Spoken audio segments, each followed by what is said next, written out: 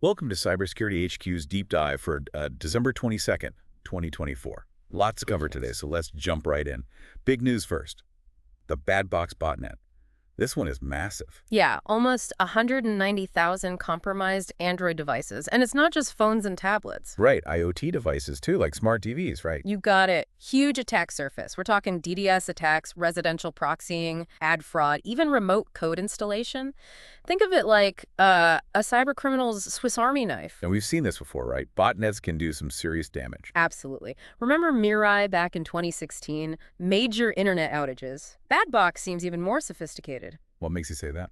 Well, the malware likely gets in through supply chain compromises, meaning it could be injected during manufacturing before it even reaches consumers. Much harder to detect and prevent. So it's not just downloading shady apps anymore. Nope, not anymore. It's a shift. Attackers going after the source. Worrisome, really. Undermines trust in our devices. Cat and mouse game is getting even more intense. Speaking of attacks, ransomware group hit Krispy Kreme.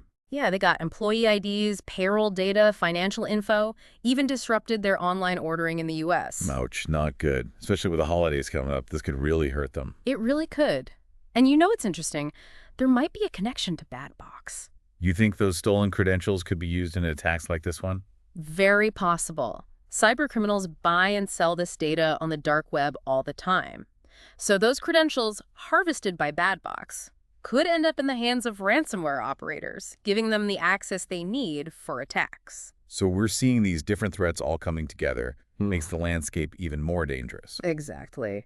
We need a more holistic approach to cybersecurity, one that addresses the big picture, not just individual threats. Okay, botnets, ransomware, and now they're potentially feeding off each other. What else is going on today? Well, on the legal front, Daniel Christian Julia, a NetWalker affiliate, got 20 years. Wow, 20 years. That's a serious sentence. What's the story there? He was involved in attacks that brought in over $21.5 million. This sends a message. Law enforcement is cracking down. Ransomware operators will face consequences. Will it deter others, though? Hard to say. Ransomware is often decentralized, resilient. Taking down one person doesn't cripple the whole group. A win, but the fight's not over. Exactly, and there's a lot more fighting to do. CISA is warning about a vulnerability in BeyondTrust's remote access software. What's the deal with this one? It's a combination of command injection and remote code execution. An attacker could take full control of a vulnerable system. And CISA says it's being actively exploited, right? That's not good. Exactly. They're pushing for immediate patching. Federal agencies have to patch by December 27th. This is serious stuff. Absolutely. And there's more, right? Rockwell Automation found flaws in their power monitor software that's used in industrial control systems. Big problem. These flaws could disrupt operations at critical infrastructure. Power plants, factories. Imagine an attacker shutting down a power grid or causing an accident at a factory. Chaos. It seems like patching is more important than ever. But even with patches, there's securing open source code. 77% of code bases rely on open source components. You're right. And we just saw the RSpec NPM packages compromised. They were infected with crypto mining malware. So what can we do about this? Shared responsibility. Developers need to prioritize security. But organizations using open source, they need to be careful about what they're integrating. Can't just trust it blindly. Need more robust security measures. Makes sense. Raising the bar across the whole software development lifecycle. Exactly. A change in mindset. Open source security is everyone's problem. Okay, we've covered a lot already, but there's still more to come.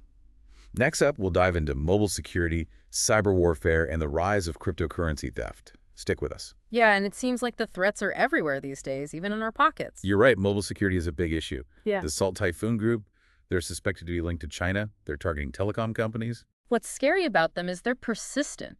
They're sophisticated. They don't just go for quick wins. They dig deep into networks, sometimes stay hidden for months or even years. It just shows that our phones aren't just phones anymore. They're powerful computers with tons of sensitive data. Exactly, and that's why CISA came out with new guidelines to beef up mobile security, especially for high-risk folks like, government officials and people working in critical infrastructure. So what are they recommending? What should people be doing?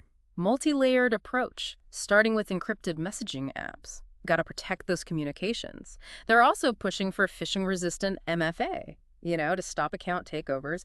And they're even saying people should use lockdown mode on iPhones. That disables some features, shrinks the attack surface. That's pretty serious. It is. We can't be messing around when it comes to mobile security. This kind of ties into another story we're seeing. Mark Sokolovsky, he distributed the Raccoon Info Stealer malware, just got sentenced. Raccoon Info Stealer. What is that one all about? Nasty piece of malware. Steals credentials, credit card info, all sorts of sensitive data. Sokolovsky was part of a malware as a service operation, basically selling this tool to other criminals, making the problem even worse. So cyber criminals are getting more organized, finding new ways to make money. Exactly. It never ends. And this brings us to the wider issue of cyber warfare. We've got this disturbing report from the Southern Poverty Law Center saying Telegram's algorithms are actually promoting extremist content. Wow, that's a big problem. How is that happening? It seems like their recommendation engine, the one that suggests groups and channels, it prioritizes engagement. And you know what gets a lot of engagement? Extremist content, unfortunately.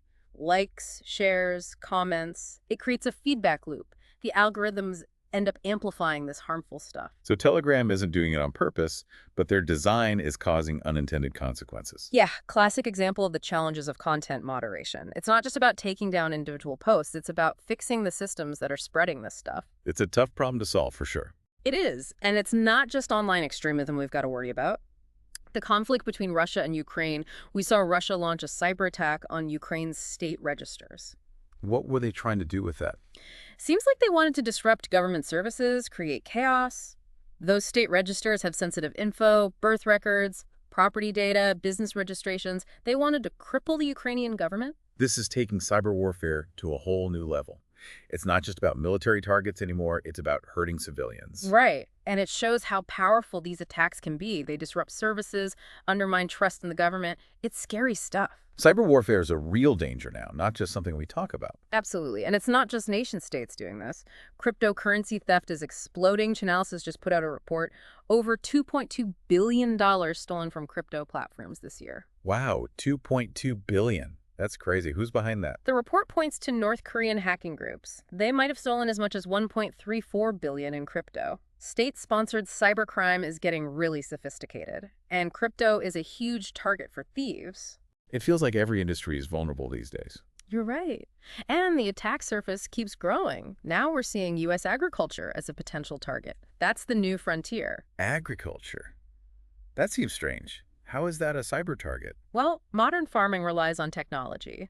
GPS-guided tractors, drones, sophisticated supply chain systems, it's all connected to the internet. Makes it vulnerable to cyber attacks. What kind of impact could that have? It could be devastating. Think about it. GPS systems go down, farmers can't plant or harvest. Or someone hacks a grain silo, causes a spill, disrupts food distribution. It could be complete chaos. That's a scary thought. So cybersecurity isn't just about protecting data anymore, it's about protecting our whole way of life. Exactly. And that's why it's so important to be vigilant, proactive. We need to be aware of the threats and take steps to protect ourselves. So with all this bad news, is there anything good happening? Well, the industry is stepping up. We talked about those acquisitions. Plus, Cisco and Sophos are releasing patches for critical flaws. That's always a good sign. True. But it feels like we're always playing catch-up. And with platforms like Telegram accidentally promoting extremism, it feels like an uphill battle. I know what you mean. It's a huge challenge. We're not just dealing with isolated incidents anymore. It's all connected. Disinformation leads to extremism, which can lead to violence and even cyber attacks. And the fact that U.S. agriculture is a potential target now just makes it even more complicated. This is where it gets really interesting.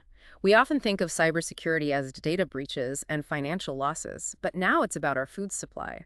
The consequences are real and immediate. Disrupted GPS, hacked drones, compromised supply chains. It could lead to food shortages, even famine. Exactly. And think about the long-term consequences. People lose trust in the food system. That affects prices, trade, everything. So it's not just about protecting our computers anymore. It's about protecting our whole way of life. That's it. And that's why cybersecurity is so critical. It's not just an IT issue. It's a societal issue. We need everyone working together to address it. It's a big job, but we can't ignore it.